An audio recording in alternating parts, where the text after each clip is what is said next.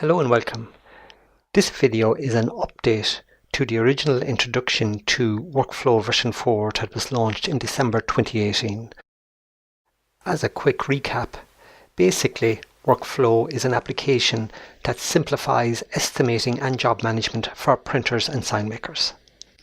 As outlined in the diagram above, Workflow covers the complete life cycle of a job from estimating to job management right through to invoicing.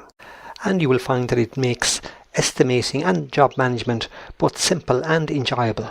And we all know it is often the print or sign company that gets that quotation in there first that wins the job. Saved templates for popular jobs give Workflow users a big advantage in this regard. Here I will create both a sign and a print estimate for John Smith. Each one will be generated using a saved template. To create a business card quotation, we simply choose the business card color two sides from the template drop-down list and calculate our quotation. And as you can see, our prices have been generated within seconds. Similarly, for a sign quotation, we will choose a 4x4 cardboard sign. This time we will reduce the quantities to just 1 and 2 and calculate as before. Note our numbered estimates are displayed on the bottom left corner. And creating our quotation email is incredibly easy. And as you can see, our PDF email is automatically and instantly created based on our preferences. And the quotation PDF can be designed to match the branding of each specific business. To send the quotation email, simply switch to the email view, select the quotation and click the Send Selected Email button as shown. The next step is to convert an estimate to an order. I will now convert 500 of the business card estimate to an order. Here I simply click the relevant trolley cart button. This opens the Convert to Order view. Note that by clicking the B shortcode button, we can enter additional text that will not appear on any communications with the customer.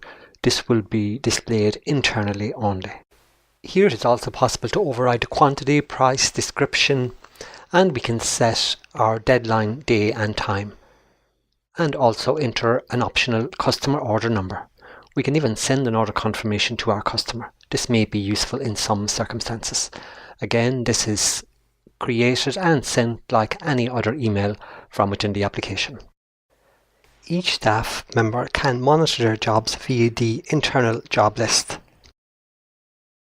There is a separate job list for print and sign jobs. In this case, I have clicked the print icon and here we can see the estimate that I have just converted to an order. Note that while there are 4 job states displayed here to the right, DS for designed, OO for proofed, PR for printed and NF for notified, these states are in fact created by each individual sign or print company who uses the application. A total of 20 states can in fact be created. And the states can also be set up as triggers for other actions. One action that can be triggered by a state is a customer notification by email or text that their job is ready. Here I have switched back to the customer entry view. I will click the notification icon and set the Notify Customer and Job Completion checkbox on and select the email option. The next step is to choose a job state that will trigger this notification text or email message. Here we switch to the Customer Notification Preferences view. Here you can see that the print state trigger is set to Notified. That means when notified, it's marked as completed. An email will be sent notifying our customer that the job in question is ready. The actual message sent is controlled by the message text at the bottom of this Preferences view. I will now switch back to my print jobs list and set this job 1010 to notified. This will trigger the notification email in this case. And in the case of notification emails, there is no need to release this email as it will be sent automatically. Now that we have our job complete and notification sent to our customer, the next step is to create an invoice. Here we simply click the invoicing icon. We can select John Smith and refresh their orders. Note there is just one order at the moment. Here we can edit the order description, the price, and add an optional discount if we wish, and then add that line item to our invoice. And similar to other tasks, when we click the Post Invoice button, our PDF invoice is automatically generated, and of course we can send that to our customer as with any other email by selecting it and clicking the Send Selected Emails button. And switching to the Transactions view, we can see that the invoice has been added to the list automatically. We can now add a payment for John Smith. Selecting the Enter Payment pop-up menu item automatically opens the transaction view where we simply enter the amount paid. We can optionally create a receipt, and this is emailed in exactly the same way as any other PDF document. And we can double check that our payment has been entered by switching back to the Transactions view. Here we can see it at the bottom of the list. A statement is easily created by simply selecting the Create Single Customer Statement from the Transactions view. And as you can see, our PDF statement is created instantly. And again, it is emailed like any other PDF document. And we can select customers at random from this list and generate statements. All we need to do is simply highlight them by holding down the Option key on the keyboard and then choosing the red Create All Customers Statements icon. And as you will notice from the email list, 3 additional statements have been generated. We can view the attachment, the actual statement attached to any of these emails by selecting the View Attachment pop-up menu icon. And the user of the application has complete control of the design of each of the PDF documents used within the application. JPEG images can be added and custom colors created.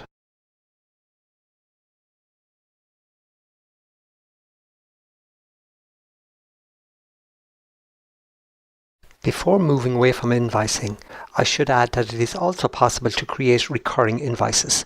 This functionality is ideal for any businesses involved in web hosting or domain registration, for example. Creating a recurring invoice is simply a matter of selecting the original invoice, choosing a repeat frequency, and an end option if relevant, or to leave the invoice repeating indefinitely. We can also choose to release this invoice either automatically or to release it manually. Separately, another new feature is the option to add outsourced items to a quotation.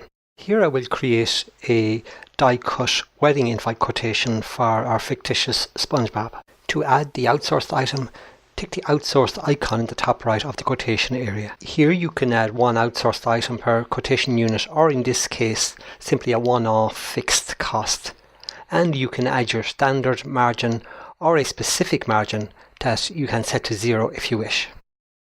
We will then add finishing options and calculate our quotation as usual. You can view a quotation breakdown by clicking the Quote Details button, or before we click Calculate, if we tick the Quotation Breakdown checkbox. Here we can see the outsourced item has been added at a fixed rate to each quantity. The price includes our margin. And we can then go ahead and email this quotation as usual. While a unit cost is the default for a signed quotation, this can also be added to a print quotation by simply ticking the unit cost checkbox as shown. Briefly, another feature in the latest update is the option to override a calculated price. This option is set in the Preferences section. Here we simply tick the Enable Price Override checkbox. This action makes the Auto Price fields editable. It is important not to press Calculate after entering a custom price. After clicking the email icon, note that our custom price now appears on the PDF estimate. Another feature request was an option to add alternative unit costs. These are unit costs that are not tied directly to the quotation quantity. To demonstrate this, I will create a quotation from a saved template for a 24-page magazine. Here I will click the unit cost icon and include a design cost per page that will be applied to each quantity in the quotation. There is also an option to add a margin or standard margin to this cost. This is not necessary in this case, so we'll set it to 0. Again, after calculating the quotation, note from the quotation breakdown that our 50 times 24 cost has been applied to each quantity. That will be our total cost for design in this case. Before concluding, I should point out that an unlimited number of contacts can be added to each customer. These can be selected directly from the quotation view. Their mobile or landline number is displayed underneath their name. Customer contacts are entered from the customer entry window. Here select the small customer contact icon where you can edit or enter a new contact. Workflow version 4 is available as a single-user application and as a client-server multi-user application. The license cost for the single-user version is €25 per month plus VAT, while the license cost for the multi-user version is €75 per month plus VAT.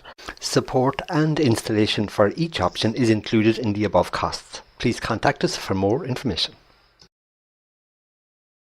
So in this updated introduction video, I have outlined some of the existing and many of the new features now available in Workflow version 4. If you would like to see other related videos, I invite you to check out the workflow section on explorepixis.com. Thank you.